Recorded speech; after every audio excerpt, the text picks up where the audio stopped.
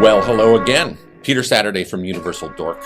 I have returned to talk about a trapped on VHS gem from the 1980s, particularly 1985. This little gem of a film right here called Future Kill. Look at that.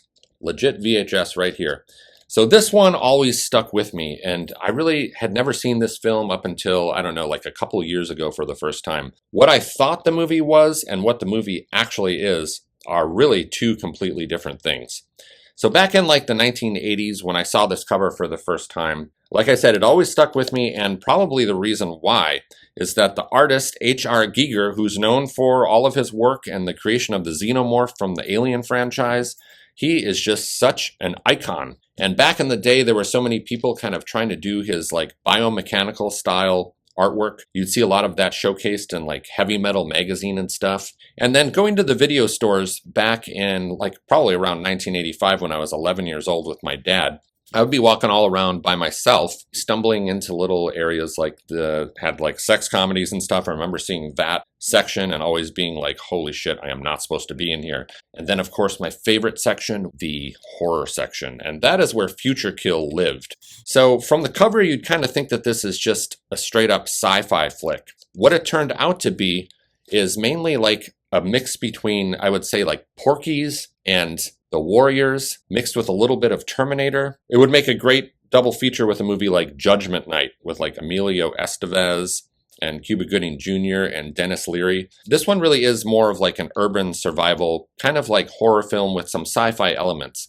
What has been noted about it is that upon seeing the cover of this film, a lot of the movie theaters and video rental stores immediately were drawn to it because of H.R. Giger's magnificent cover. I mean, look at that. It is just incredible. So, I mean, it looks like it's going to be this badass sort of like techno-punk, biomechanical adventure film. And really at the end of the day, you just get a lot of really fucking corny dialogue. I mean, some of the shit that they say in this movie comes straight out of a movie like Revenge of the Nerds.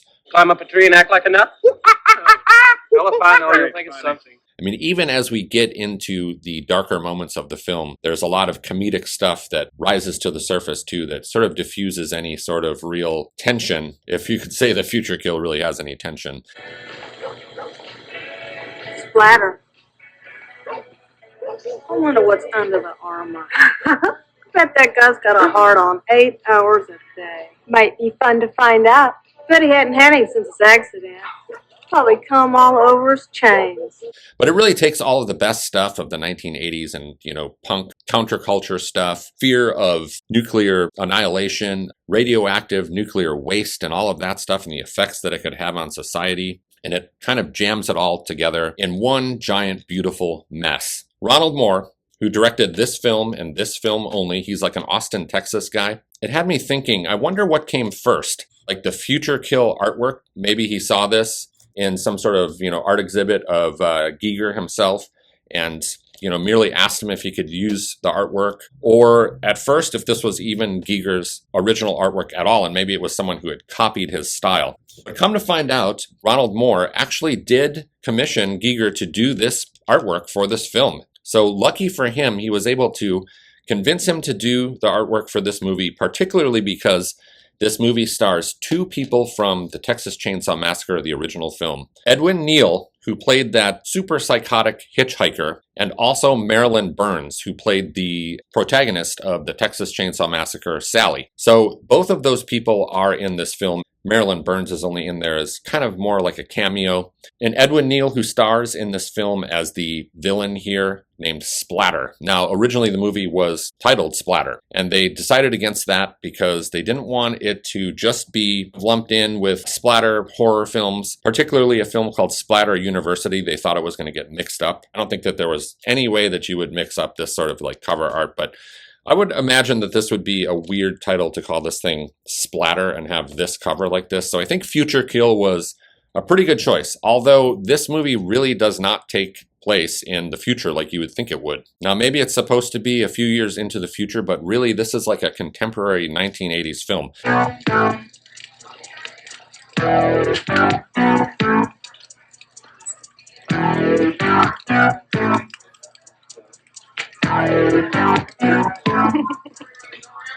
He thinks I'm trying to quit. I'm going to read you what it says on the back of this VHS, and then we'll kind of comment on what the movie really feels like. In the future, mutants rule. Edwin Neal and Marilyn Burns, stars of the infamous cult classic, The Texas Chainsaw Massacre, have returned, featuring ghastly special effects by Robert A. Burns. Poltergeist, The Howling. Future Kill is a horrifying tale of suspense with nightmarish realism. Future Kill presents a grim view of a world where anti-nuclear activists have taken control of the cities, reducing them to a battlefield unsafe for anyone but the followers of the violently wicked Splatter. A group of fraternity brothers decides to kidnap one of the anti-nuclear activists. Unknown to them, they have captured the founder of the entire movement, Eddie Payne. In an attempt to rescue their leader, Splatter not only kills one of the Frat Boys, but Eddie Payne as well, thereby becoming the new leader of the anti-nukes. The fraternity pranksters square off with the violent mutants, and in their effort to escape the city, come upon Dorothy Grimm, the former sidekick of Eddie Payne. She seeks revenge on the dastardly Splatter and enlists the group's help in return for a way out of the city. Future Kill, the mutants' time is here. So yeah, this film has got a very strange tone, and it really does follow the story of these numbnut, ding-a-ling fraternity bros that go out on the town and try to capture and bring back to their frat house a mutant. So the movie basically starts out just like a strange, like, sex comedy with frat bros. Hi, boys.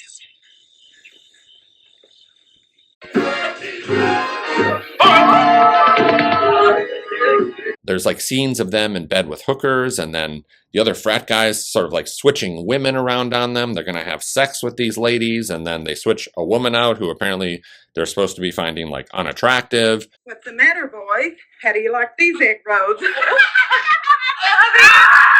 It's got that kind of like weird, vulgar, obscene humor that would definitely not be acceptable in any sort of movie today. But we follow these dingalings as they make this sort of like commitment to their frat leader that they're going to go out on the town. They're going to go into this dangerous part of town, much like how Judgment Night plays out. And they put on this like punk rock makeup, you know, all this like eyeshadow and these different colors of paint on their eyes, and kind of comb their hair differently and put on these sort of like punk rock clothes because they're thinking they're going to fit in downtown where all of the punks roam. These group of punks that apparently have been affected by some sort of like radiation that has mutated their bodies. Now, I don't really see any of these punks really like displaying any real mutations, except mainly for this character Splatter, who I guess that this picture that GIGER drew is somewhat loosely based on. He was given like a couple stills from the film and told to kind of, you know, make his own rendition of this Splatter character. I'm the leader of a non-violent movement, and you're a violent person. So these sort of numbnuts go down there, and I gotta say, like,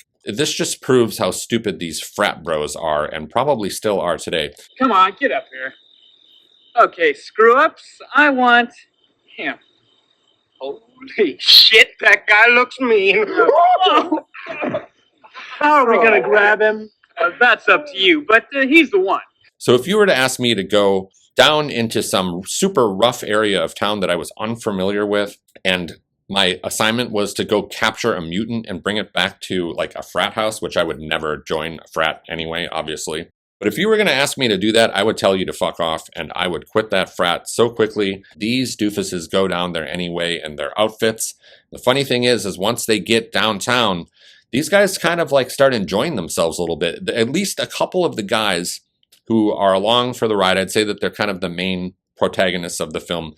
They're the only ones that have like sort of common sense and maybe a genuine, you know, somewhat likability to their personality. So they do give you a little bit to root for with a couple of these frat bros. And you can tell once they get down there and they kind of start witnessing how life goes down there, and they go into these punk rock clubs. One of the punk rock clubs has a pretty fucking rad band playing in it too, and I really appreciate that. They actually look like they're really playing their instruments too, so I'm assuming it's a real band. They head out there, and lo and behold, they get themselves into some deep trouble when they try to kidnap one of these mutants. So next thing you know, things go very wrong. They have got this maniac Splatter on their tail who apparently is some sort of mutant with like a hydraulic arm. I don't really see that he really looks like he's an actual mutant. It just looks to me like he's a punk rocker who decided to kind of design himself pretty outrageous style armor that he wears. He's got kind of like a mohawk and stuff. I mean, don't get me wrong. If I saw this guy walking down the street at like 2 a.m. in the morning, I'd probably be pretty freaked out. He goes on a future kill, I should say, to kill all of these frat boys. And then we kind of follow them around through all of these little different scenarios in different parts of the city as they try to evade splatter. And along the way, they make some unlikely allies.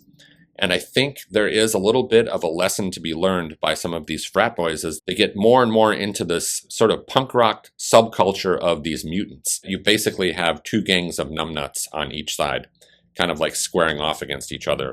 The frat boys, total numbnuts. And I gotta say, Splatter, yeah, I know he's supposed to be like some fierce villain, but he comes across as kind of a ridiculous numbnut himself. They're not as dumb as you think. Yeah.